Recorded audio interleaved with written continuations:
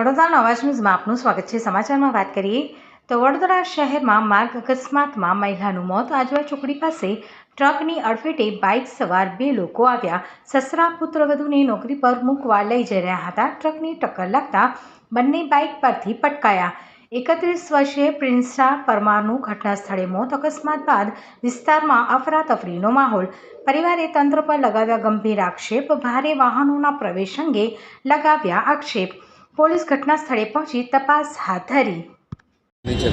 Ajwa road ચોકડી છે, ત્યાં આગળ મારી બહેનનું અત્યારે પેલા ટેમ્પા ચાલક દ્વારા એક્સિડન્ટ કરવામાં આવેલ છે અને આ અહીંયા 9 વાગ્યા પછી અહીંયા ભારદારી વાહનની નો એન્ટ્રી હોવા છતાં આ સુમારે મારી બહેનની અત્યારે અહીંયા ડેથ થવામાં આવી છે અને ઓન ધી સ્પોટ અહીંયા ડેથ થઈ ગઈ છે એમની। 3 કલાકથી વધુ સમય અહીંયા 3 કલાકથી વધુ સમય થઈ ગયો છે ને હજુ સુધી કોઈ કાર્યવાહી કરવામાં આવી નથી અને અહીંયા ડેડ બોડી એવી ને એવી હાલતમાં પડેલી છે। અહીંયા પંચનામું કરી રહ્યા છે, એના કરતાં ત્યાં લઈ ગયા હોય તો મારું પ્રોસેસ પૂરી જલ્દી થાય અને અહીંયા મૂકી રાખી છે ડેડ બોડી। 3 કલાકથી આવીને આવી સિચ્યુએશનમાં અહીંયા માખો બમડે છે, અહીંયા બ્લડ પડી રહ્યું છે। એમ્બ્યુલન્સ બી મંગાવી છે, કલાક 1.5 કલાક થયા, હજુ એમ્બ્યુલન્સ નથી આવી। કોની બેદરકારી માનો છો? હું તો અહીંયા તંત્રની જ બેદરકારી માનું છું। અહીંયા આટલા બધા પોલીસવાળા હોવા છતાં બી અહીંયા આવું કાર્યવાહી થાય, આ વસ્તુ થાય એ પોસિબલ છે, શક્ય છે? અહીંયા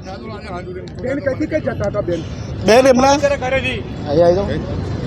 મારા ફાધર જોડે જતા હતા, કોલેજ જતા હતા, અત્યારે રસ્તામાં ચાઈસરવાળા ઠોકિંગ કરતો રહ્યો છે, બરાબર? હવે પારૂલ યુનિવર્સિટીમાં, બરાબર? હવે મોટા વાહનો બેકામ ચાલી રહ્યા છે, કોઈ જોતા છે નહીં, પોલીસ વાળા જોતા છે નહીં, પોલીસ વાળા બી કશું જોતા નહીં। આજે અત્યારે કેટલા ટાઈમ થયો? કલાક ઉપર થયો, જો એમ્બ્યુલન્સ આવી નથી, ઉપર થયો, હજુ એમ્બ્યુલન્સ આવી નથી। શું કામની સરકાર? શું કરવું જોઈએ? ટ્રાફિક શાખાને કરવાનું કશું છે નહીં, કશું કરી કોણ નહીં, કંઈ બોલી મતલબ નહીં બોલીને કશું।